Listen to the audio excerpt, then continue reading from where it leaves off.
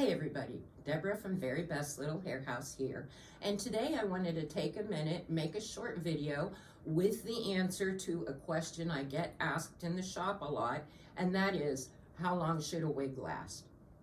And the obvious answer is it depends on how you take care of it, and this is not an insult because I'm going to tell you a little story of what I went through after getting the shop. There's a couple extra things you can do, extra effort to make on taking care of your wig. 4 points, and I'm gonna hit those. But basically, this came about because I got my first hand-tied wig. And I thought I took care of wigs really well up until then. I had been wearing them for 15 years.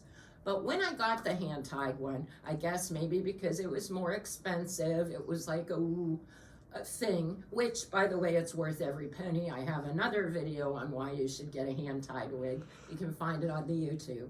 But anyway, I got the hand-tied wig and I was so excited, and I took care of it like a baby.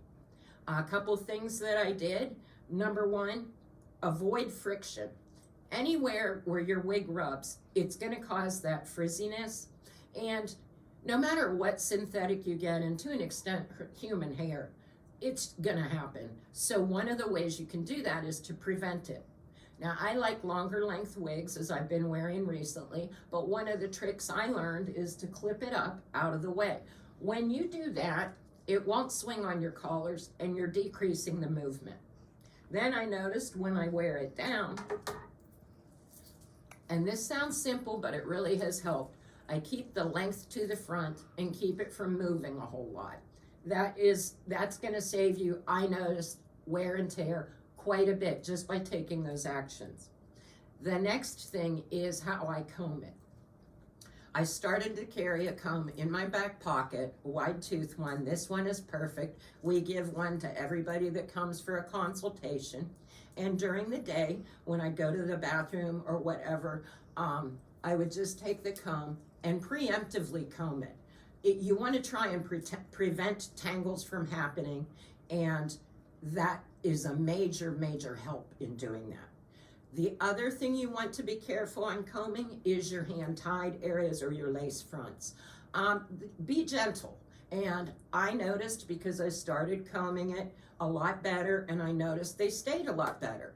And again, that's not an insult. I was convinced I had taken, I know how to take care of a wig. But I can't say it enough. The more effort you make, the nicer that they will last. And I'll tell you, I have selfies up on our Instagram where I had taken them a year after I had worn the wig. So you really can make a difference in how you take care of it. Next thing, I figured out I was over shampooing. Now, I used to think that if I shampoo it and condition it, it will go back to the original status. And the truth is, it never goes back perfectly. A synthetic will hold its style, or if you've styled it, go back to the original style.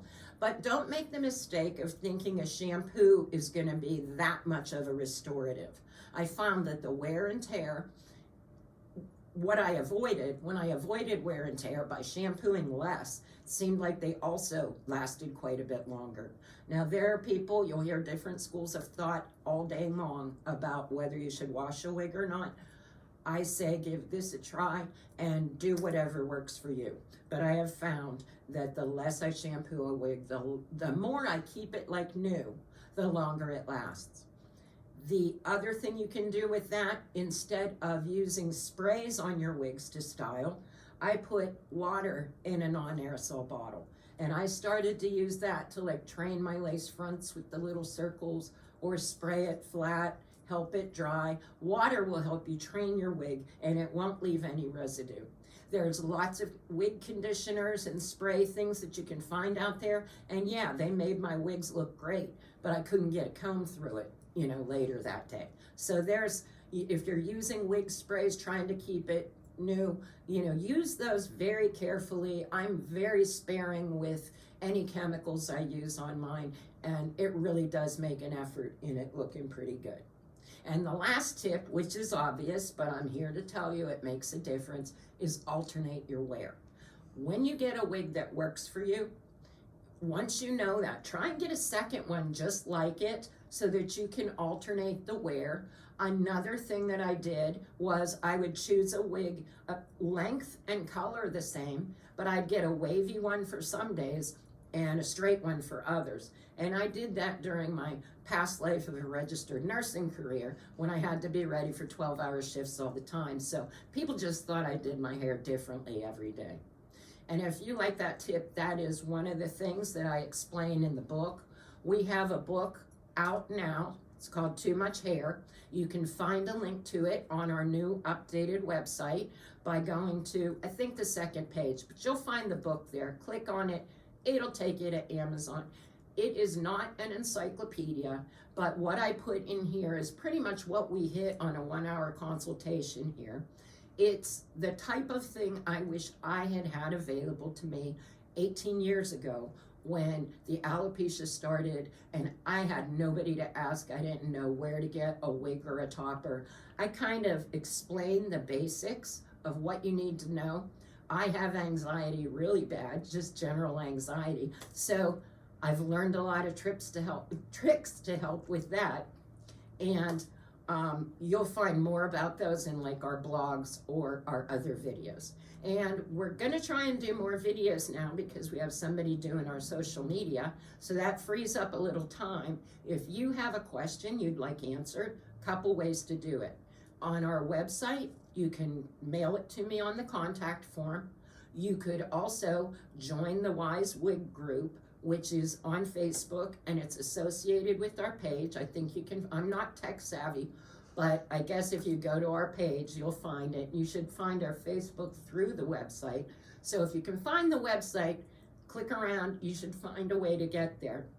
But anyway, the Wise Wig group is something that I started for wig wearers to answer questions of other wig wearers, and there's no sales in that group.